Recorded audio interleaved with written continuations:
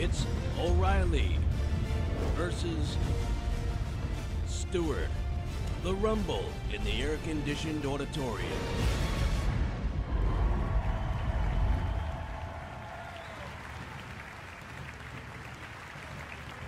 And now, please welcome your moderator for this evening, Edie Hill. Thank you. Thank you. Welcome to the Rumble in the Air-Conditioned Auditorium. I'm going to give you the rules tonight. They are pretty simple. We're going to split the first hour into about 5 12-minute segments, and at the start of each segment, I'll ask a question.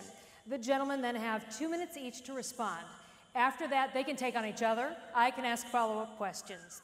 The next thing we'll do is go to you, the audience, both here in the auditorium and on the internet. That will be our lightning round, and we will take the questions that you've given us and pose them to the gentlemen.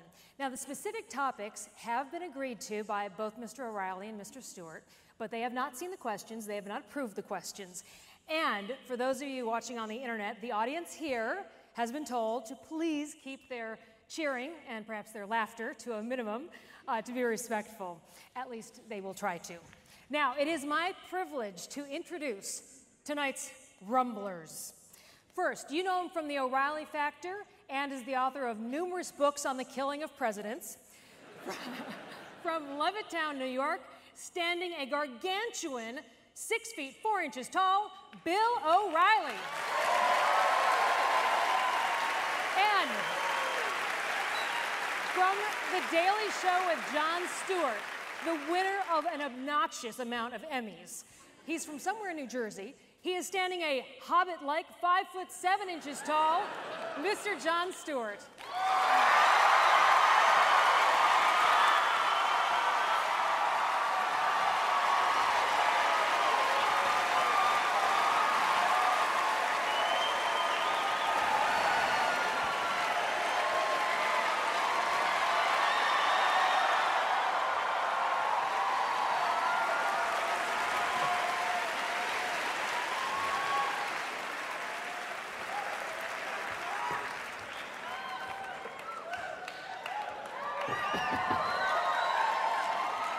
I think they're ready. Rather than flip a coin, Mr. O'Reilly decided he goes first. Okay.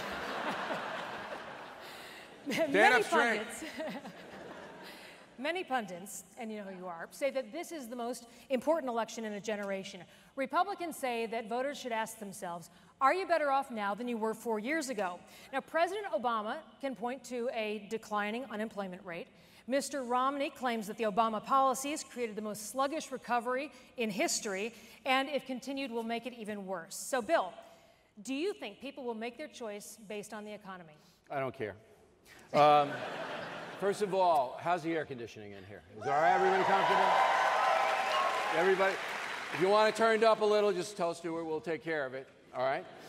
Now, I'm going to have a little 3-minute opening, and then he'll mock it, okay? Remember a few weeks ago that the tape broke where Governor Romney was saying that 47% of Americans are slackers, all right? They're not cutting it, as Clint Eastwood would say, they're not cutting it, all right? Well, he was off by about 27%, about 27. About 20% of us are slackers, and it's a growing industry. And that is what the election's all about. That's what the country's facing right now. We are spending an enormous amount of money on 20% who, for whatever reason, we're just not going to cut it. We're not going to make a living. We're not going to really do anything. We want our stuff. And we're spending a lot of money. Debt is bad. Debt is bad. All right? $16 trillion in debt. President Obama, who I like, by the way, and who is dodging me on a one-on-one basketball game. Did you know that? Yeah. Dodging it. I like him. Biggest spending president by far in the history of the United States. In fact, President Obama has spent more money than all of the other presidents combined if you take out World War II, which we had to spend a little money there, okay? All of them. So Martin Van Buren is going, why? Why? Now, the reason that the president will tell you he's spending a lot of money is because of Bush. It's Bush's fault. How many people think it's Bush's fault?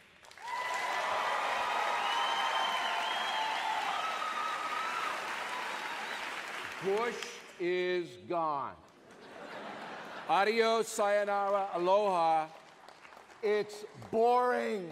He's gone. Okay? Out of there. It may have been Bush's fault for the first year, maybe 2, but not 3.5. Now, and this is the final part of my opening statement, the poster person for the entitlement society is Sandra Fluck. You know Sandra? I left 2 tickets for Sandra, plus a month's supply of birth control pills at will call. Is she here tonight? No, she's not. Sandra, buy your own coupon, right? We shouldn't be paying for this or a lot of other stuff.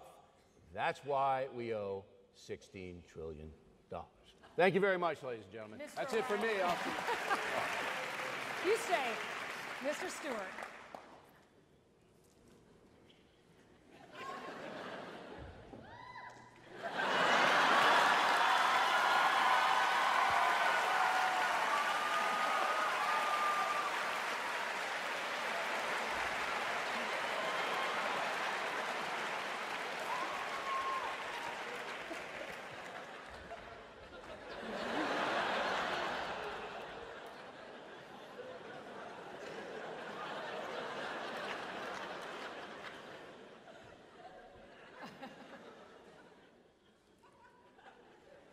My friend Bill O'Reilly is completely full of shit.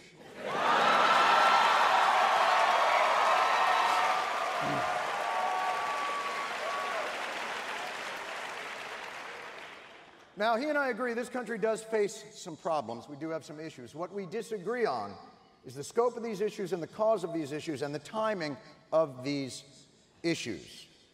I believe we have very complex problems in this country, like we have had in this country low since its inception.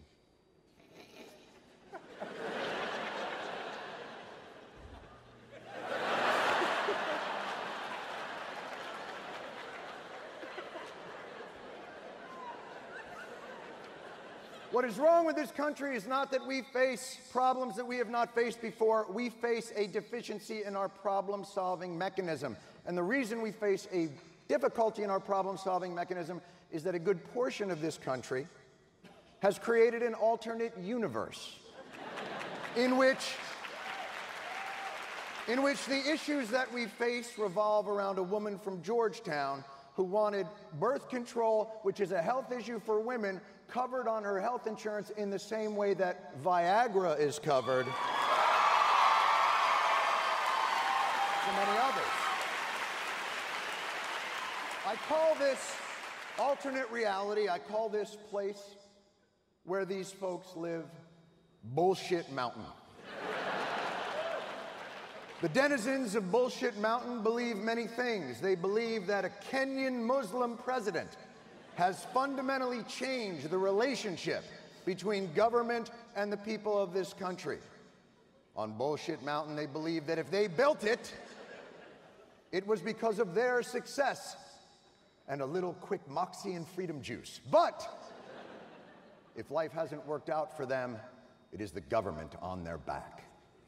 Oh, Bullshit Mountain is a dangerous place.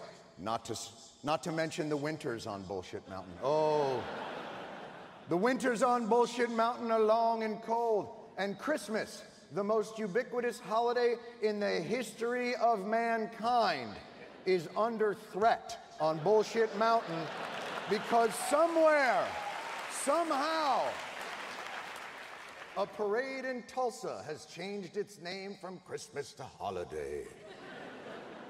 I have come here tonight to plead to the mayor of Bullshit Mountain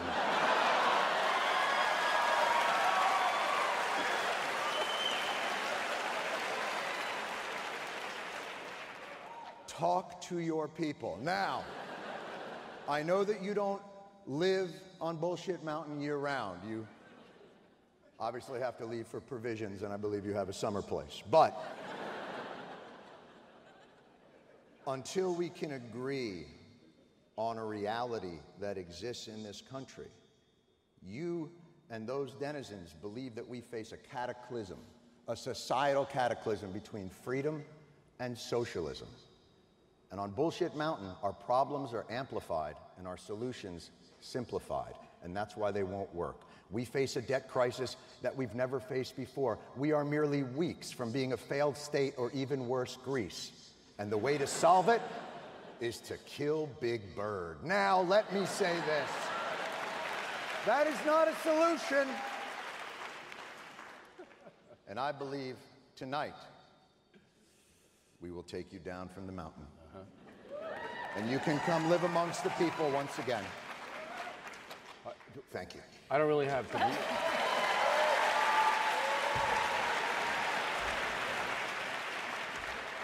A minute to reply? That's all I really need. 1 minute. Okay. All right.